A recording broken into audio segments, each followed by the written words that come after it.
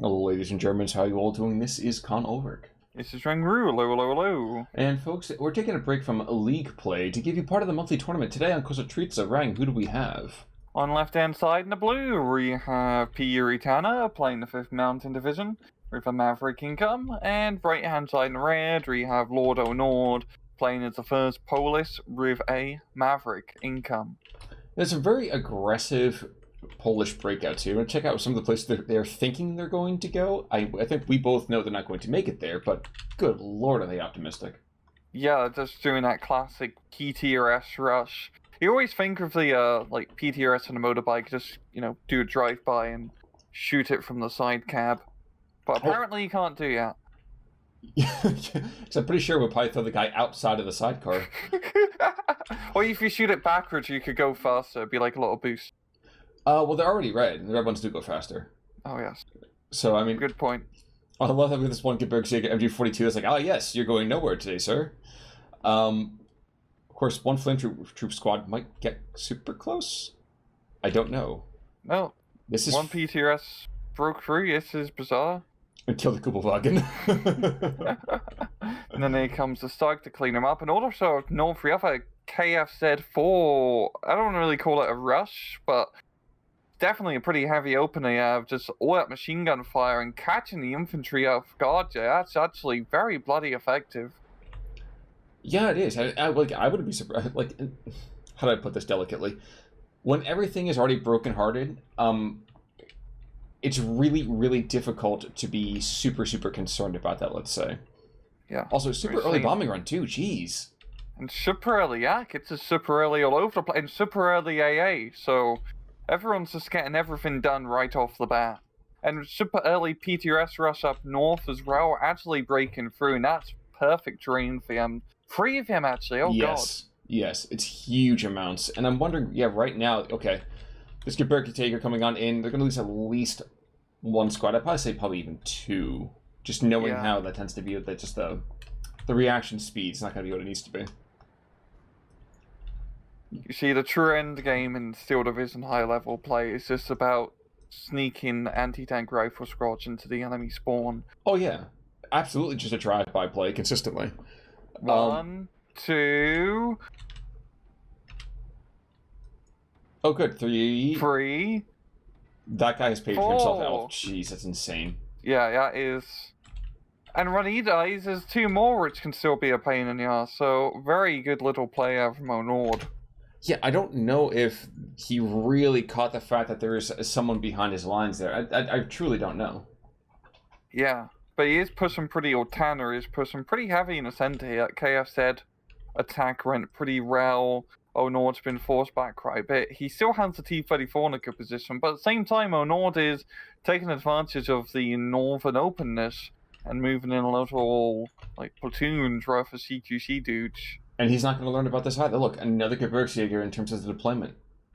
Like, my friend, you have 4 burning trucks all within about, what, 50 meters of each other? This is not IL-2. This is something else happening. Yeah, you need to get the hell out. Yeah, exactly.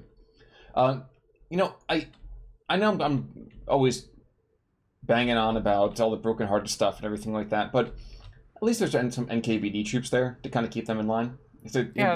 Dumping that is actually a really, really great thing.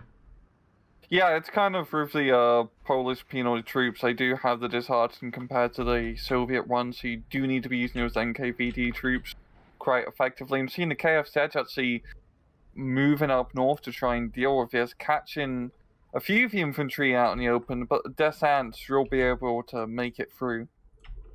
Yeah. I guess the other funny thing really about this is the KFZs.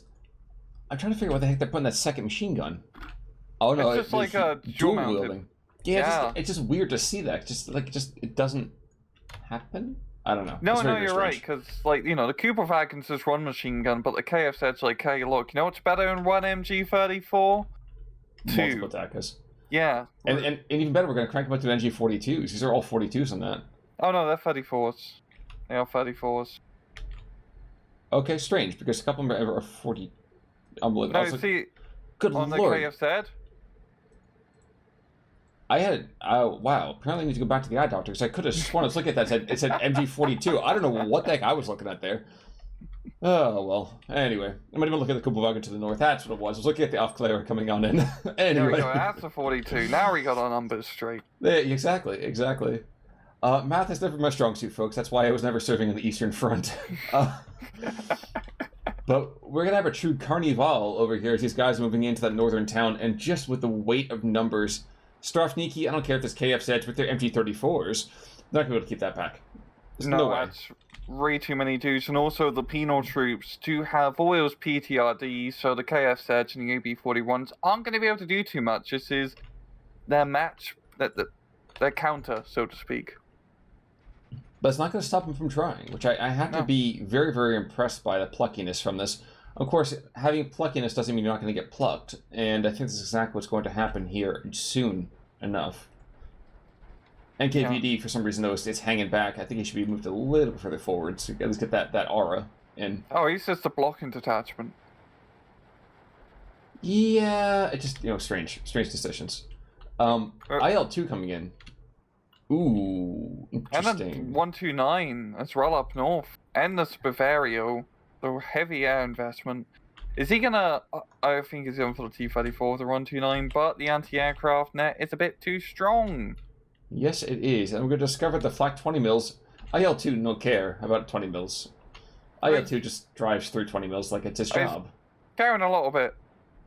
I think he lost line of sight, I'm guessing. Well, we brought a second one in just in case. Yeah, he's going to bring him to the north and have him fly a dogleg. Actually, I kind of love this idea. Oh, yeah. He's probably will only be taking fire from one of the 20 mils, maybe? Yeah, I mean, maybe 2250, and I guess not. We get those bombs off, and that's going to cause more than enough kind of a cleanup here on these guys. A little bit too far, though. Yikes.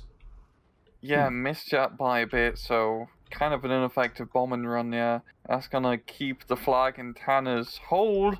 It's not a very tenuous grip. Interesting thing.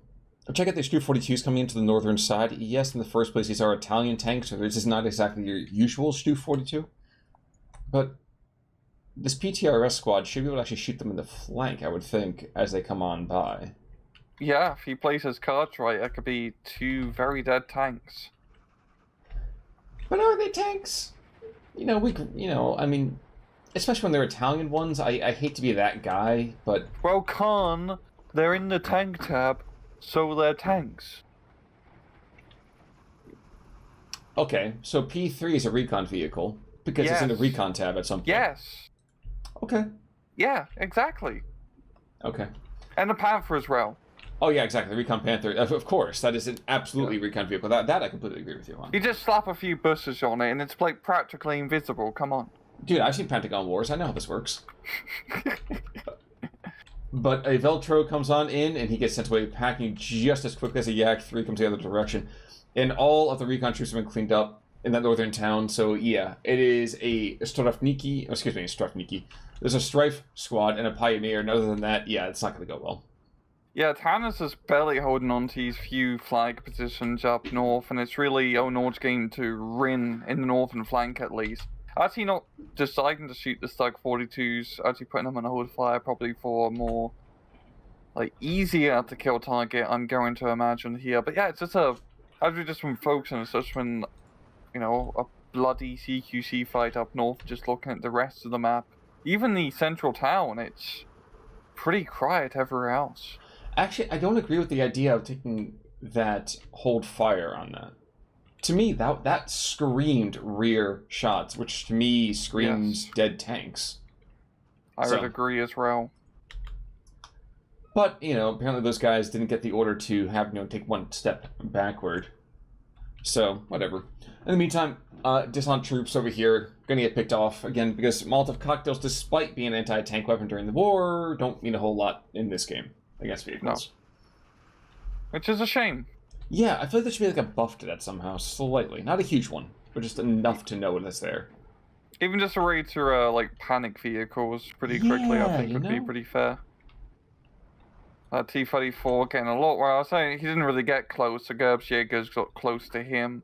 and Tanner is slowly regaining positions up north. But the problem with pushing anywhere up north, back and forth, is that there's a whole lot of forest for partisan troops, so to speak, to take refuge. And we got 2 Death Ant squads behind enemy lines, which are ready to pounce at a moment's notice.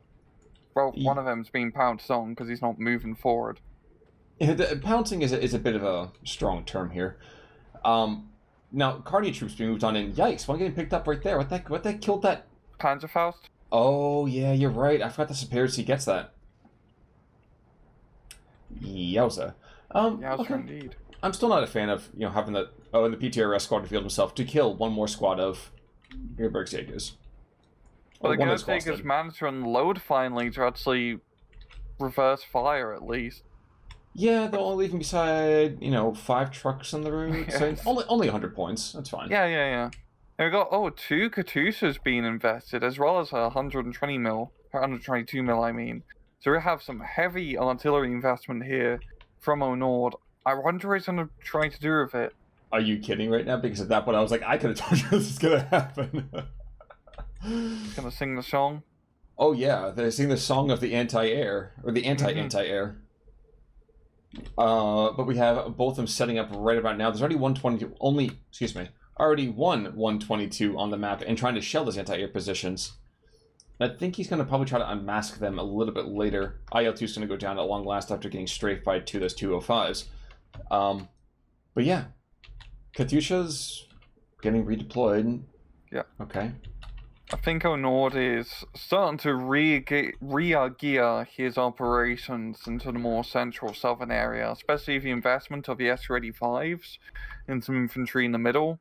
I think maybe do a Katyusha strike in the town and then try to push on through. Interesting, there was a Henschel run down to the south, and I don't know if he was trying to go after, what he was trying to go after, because he didn't get his run off, but there's an 85 mil down there. That is apparently quite terrifying for him. Yeah.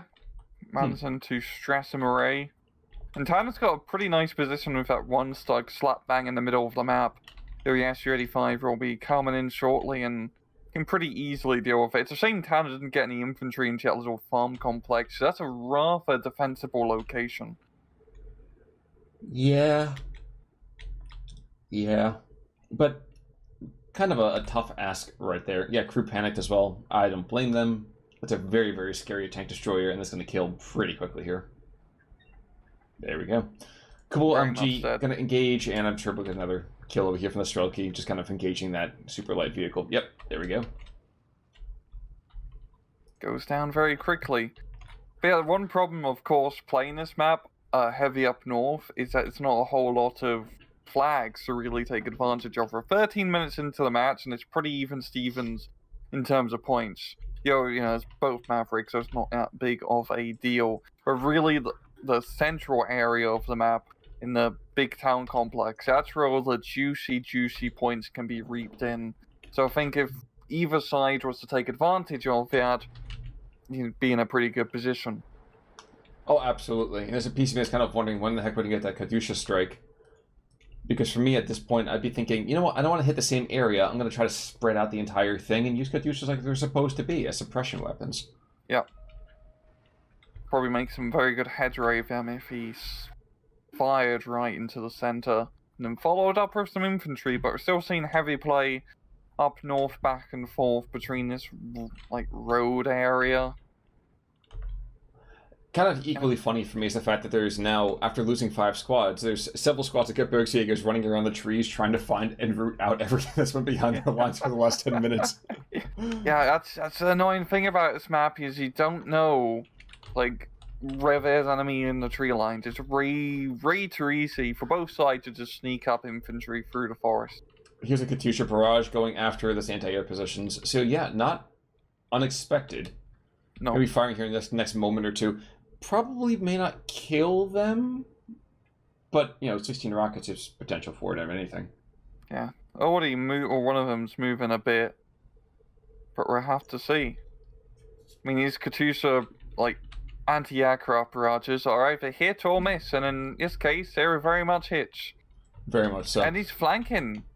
I like that. I like that a lot with the carnies.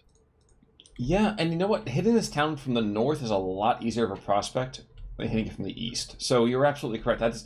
It's a very, very different take than what we're used to seeing, and I appreciate seeing it. Indeed. And down south, we're actually seeing also a push here from Onord with some carnies as well. A little bit heavy of armor presence here. Actually, it's not too bad. The anti-tank rifles can deal with the ABs, but the Stryker will be a bit of a challenge. Challenge, yes, but not insurmountably so. Because yes, the 35 is not going to pen to 50, but you can probably just crit it to death. Yeah. IL-2 in the meantime, going to take huge amounts of ground fire from another set to 20 mils. Didn't we see them go on? I saw the other twos go down, so I was a little surprised by that.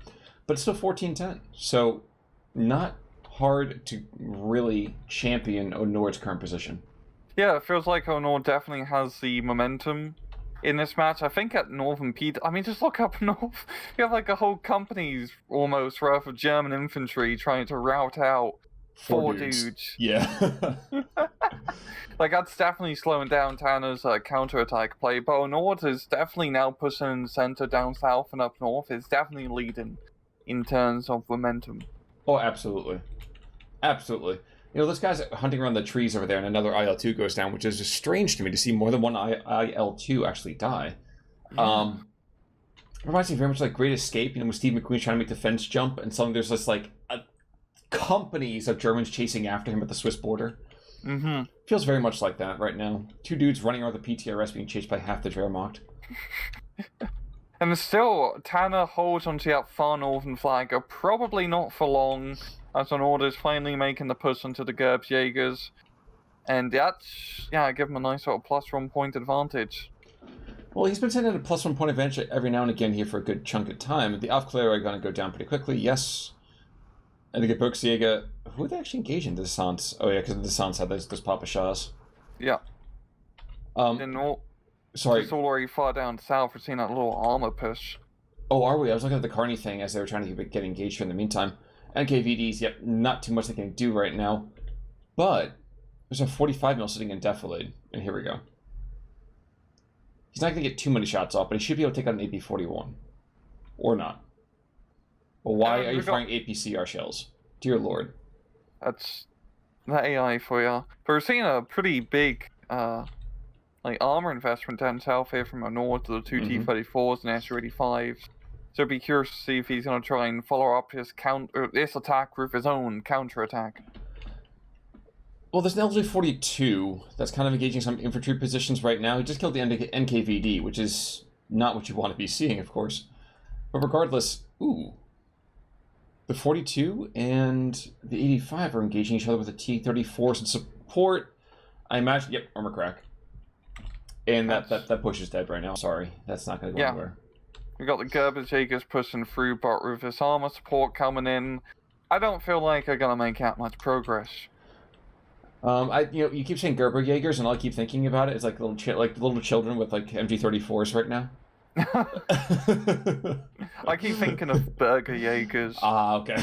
Like they're gonna serve me a Big Mac. Ooh, actually, you're from the northern side, so is that a Royale with cheese for you, or is it still a Big Mac? Still a Big Mac. We're not in that part of the country. I thought I was to say you use the proper actual thing though in terms of kilograms. That makes a lot more sense to me. But fair enough. Gebirgs Jaegers are going to move into that force. They're going to take that town, bring it back to flag. Bring it back to a 12-12. Again, though, that's all well and good. Yes, there's 75 mils that can be able to engage these frontline positions here. In fact, no, they're looking for the 122s. Yeah, it's actually quite a heavy investment in artillery, even though they are very cheap at only 45 points. So not that heavy. It's a light rate. Anyway, I'm not going to try to get into that. But it is pretty good to see, because he needs to get some counter battery up and running. Because these 122s, these Katyushas can prove to be a huge pain in the ass, especially in the central area of the map where the German forces are much more concentrated. They can cause a whole lot of damage if they don't get shut down. These are like IG-18 clones, I feel like. These are the German pack howitzers, aren't they? Yeah, they're like mountain howitzers, so they're like light rate. So, some poor German SOB can disassemble it into parts and bring it up the Urals. They're also apparently in line of sight for the Su-85. This is a problem. Oh, yeah. Yeah, this is very much a problem. SU-85 can see those artillery positions, so they've got to get out of there and right quick. Looking back at that kind of town push, it's not ideal right now, but the strifes are doing decently enough, I suppose. Yeah, it's slow and steady progress here, but I don't feel like you're going to make any more progress just because of the constant barragement of the 122s. And we're seeing the Katyusha is actually going to be doing a counter battery fire on the 75 mils. So see if they get lucky once again with their rocket strike. That I absolutely agree with, though. Like, again, T-34 goes down thanks to the Stug in the south. In fact, the 85 is down too, isn't it? Yeah, the 85 is down as well. Jeez. This so, is please. Potentially a good counterattack here for Tanner. Yeah, I'm kind of stunned by this, as are those artillery pieces. If those guys make it out of there, they need to buy lottery tickets. And buy lottery tickets they shall. Yikes. But T-34s, Su-85, all dead. There are just AP shells over here in the meantime. I'm wondering if we're going to see some more armored fighting vehicles being deployed to the southern side. There's definitely T-34Es for it. And there's one of the Bs as well. Even just a few more anti-tank guns would help out Onord quite a bit.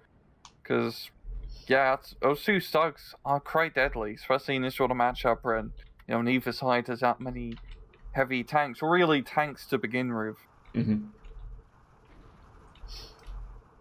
Well, I think IL-2s are starting to make a much better idea right about now, which is hit the front lines, don't go super deep. That's why you have the artillery, and make that. There's no reason for it to go super crazy. Yeah, just between them and the artillery, they're keeping the Germans at bay in the center. And Onord, I mean, it's really just been a battle of +1 flag advantage. But Onord is slowly taking away here on Tanner. And, this is Maverick, so we're going to start seeing a slowdown of both armies that it just becomes more bloody expensive to get more troops. And, okay, Universal Carrier push. Let's see how this goes. Well, wait, I'm missing the Universal Carrier. Oh, my God. Yeah. Oh, yay. I'm going to watch the bloodbath in the south. As the Gebirgs Jäger, MG42 and Gebirgs Jägers are just going to try to engage all of these carnies. And they'll do very well against just the carny troops. Those, like you said, more or less conscripts are not going to be very happy. But the Strelky squad's kind of there to kind of stiffen up the back is going to be more than enough. The Strug's not going to want to get super aggressive with that because you can still get plinked to death, so... Yeah, it's going to need a bit more infantry if you want to clear out that position once again, but he does have the armor advantage. We're also seeing Tanner push a little bit in the center here with a Stug 3G. If he was, just to get a bit more infantry as well in the center, just to hold some of these key flag positions, he could really tip the scales into his favor. Curiously, these Breda 20 mils are a lot better than I was going to give them credit for becoming. Yeah, honestly, all the 20 mils have been working pretty well here from Tanner. The Burger Jaegers don't get a whole lot in regards to heavy anti-aircraft weaponry, but they can spam out those 20 mils. What I even love more is that the plane gets pushed away and all 20 mils are moving. Because look where that 122 is starting to engage. Oh, too bad. So sad. Not going to go anywhere near the front line. Nope. We've seen good bombing strike down south here from Tanner. Mm-hmm. Espaviera coming on in. Just enough stress to push him off target. Yeah. But he needs the infantry, and he's been pretty forced to just keep spamming infantry up north as Tanner is, for the life of me, is holding on to his crossroad all the way up north for dear life. Well, it's 59 too. A couple of cheeky pickups over there that flag all the way to the west. Probably shouldn't really even be in his control. It was a 15 out. It was 16-8 a couple seconds ago. But now we're going to see Gebirgs Jägers try to get their fire lit over here by the Superior Rock squads, and they're going to be very, very scary. Yeah. And, those rocks will rock the road, and that pretty much tips it over to Onord's favor here. Oh, absolutely. Absolutely. There's a couple of very, very optimistic territory controls that are happening here, but regardless, southern side, I would be fascinated to see the 34 can engage the Stug and very much out of position in my mind. Is this going to be more than enough? Taking out one as one universal carrier goes down. Yeah. That's a very good investment with the Zis. Really Yes. just using anti-tank guns in the center here for Onord. It probably makes more sense than the T-34s, as the Zis guns, Zis 3s or Zis 2s, so it's this case, it's Zis 3s in this case. Yeah. You know, have much better ambush potential, pretty much. Well, as a Beastman is kind of wondering how much this turns into like a who's on first kind of thing. Was like, what is this? A gun? What is this? Yes, it's a gun. This gun. Yeah, this gun. Yes. What is its name? This. Yeah. Where is this gun? That one over here. Da drüben. And thus our comedic corner ends for this particular cast. Which, Yep. Gebirgs Jägers, in the meantime, though, they are going to take that tree line, and for now they're going to hold it, but they've got to do more than just hold it. They've got to be able to aggress, and right now there's not a whole lot of aggression. Yeah, it's gonna get pretty hard at its point forward. I mean, up north, Onord had. Oh, actually, Tanner somehow snapping back that flag up north. He's just holding on to our crossroads for dear goddamn life. But also, Pearies are all over the place, and they can cause quite a bit of a havoc for the reinforcements, as we can clearly see. I think what's happening here is we're seeing the Polish kind of number starting to run out. Because again, if you look at the actual decks, I think there's one card over here for C for Tanner. But Oh yeah, for Onord, he's got nothing past B. that's a very good point. Yeah, that C-phase infantry card can really make it or break it in these Maverick on Maverick matches. I mean, we're still seeing a lot of IL2 spam, which is really the, Polish speciality in this case. And it's back to a Trove, so I think if Tanner was to make a good push in the central, just try to capture like 1 or 2 flags, like in the south of the central town in that one farmstead, he should be in a good position, because that's going to be hard for Onord to counterattack. Well, I think we're seeing the reason for the Universal Carrier rush is because they bring a lot of firepower, comparatively speaking, to what they cost. Yeah, and recon. True. It's also a nice bonus. True.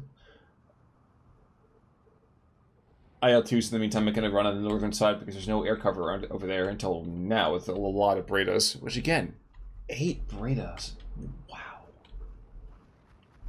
How to forget that they get that many there. Mm-hmm. I'm surprised with all the firepower. Yeah, see, the Bredas, they chase off one squad, and immediately it's like, okay, guys, time to book it to a different zip code. We gotta relocate. Gotta stay mobile.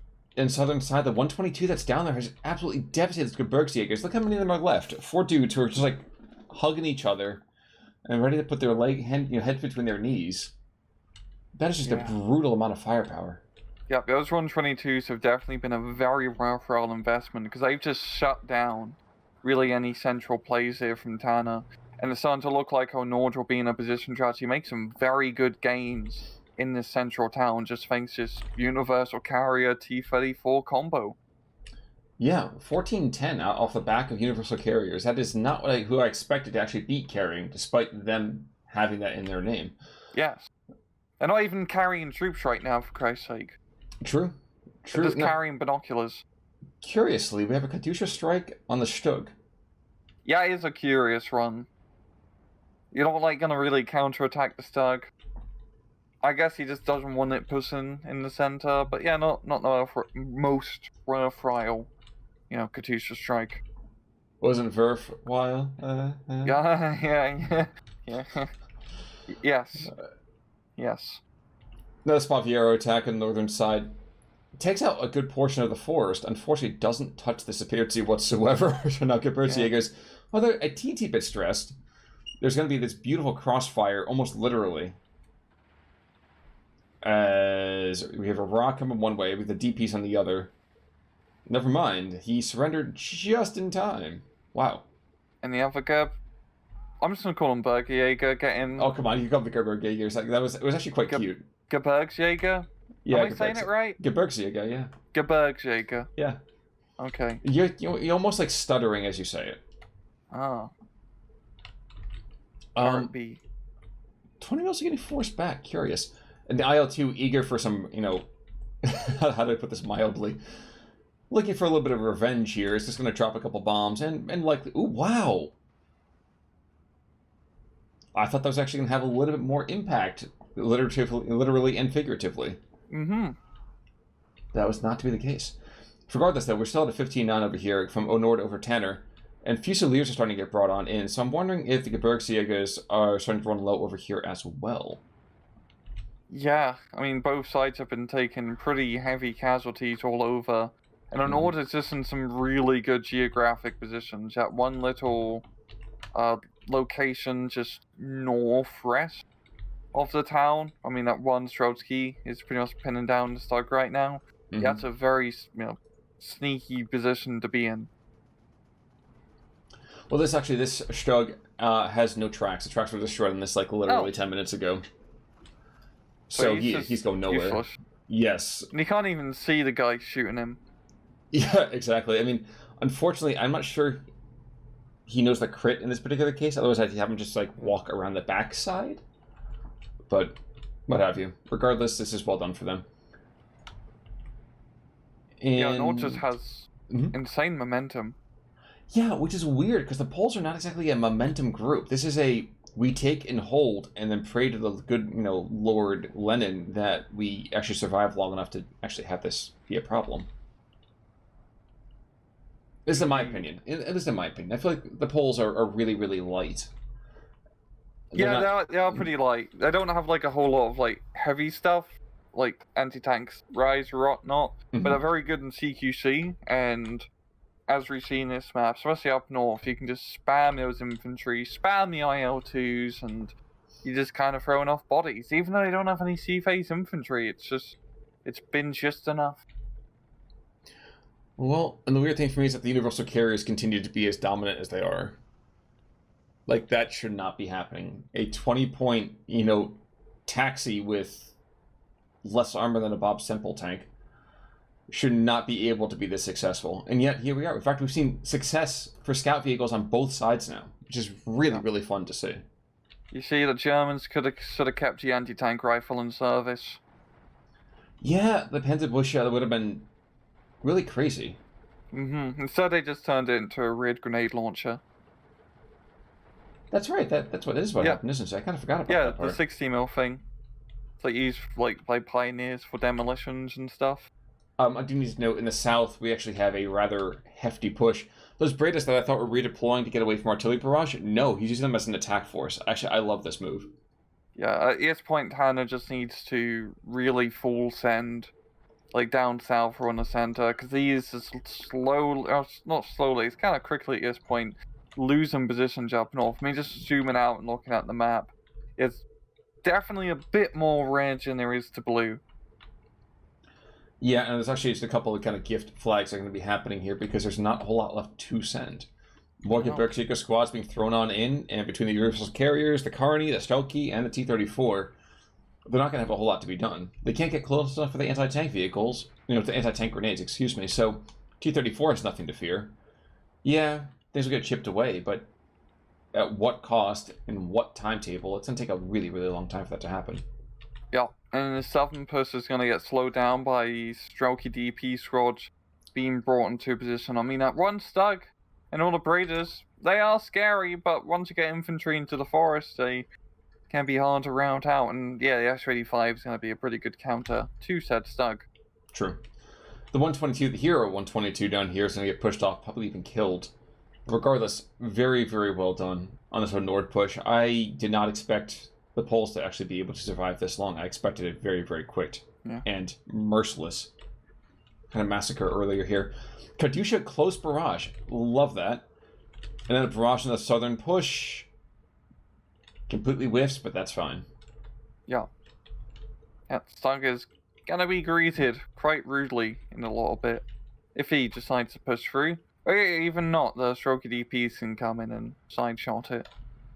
SU-85, I think, unfortunately, is going to be the aggressive play, which may not be the best one, since they're going to just get forced back out of panicking. Yep, there we go. Kills the Stug, though. Oh! Gets and a lucky yikes! shot. And the other 20 mils are just going to go down like crazy. Oh my gosh! Yeah, this is over. If we don't see a tap soon, I'd be very, very surprised. Yep, there we go. Yeah. GG. A little bit over, about 1,400 here, so pretty solid kind of KD. Yeah. And then looking at the kills, yeah, 1 PTRS, 1, 2, 3, 4. Take Stooge. That's good. Yep. That's good. T-34, holy moly. That was the northern one, took out the whole scout push. Yeah, and another T-34 doing decent, but nothing that crazy. Outries on the kill list. On the loss list, I mean, one Stug picking up 4 ground kills, which is quite impressive. But other than that, I mean, like you said, not much to be said over here from, let's say, the standouts from the Gebirgs squad. Regardless, though, really well fought on both sides, I will say. Yeah, I mean, both sides, actually, once we get past that initial 10-minute phase, actually started playing the rest of the map. But Onord just really hounded home that northern push and just, slowly sneaking in the flags here and there. And yeah, just got the better terrain. Absolutely. Absolutely. But any final thoughts here, sir? No. Well, folks, in that case, then, you know what that means? We're actually going to bring you another monthly tournament over here on Thursday. You don't want to miss that match. But until then, I'm Onord. I'm Rangru. Take it easy. Nice.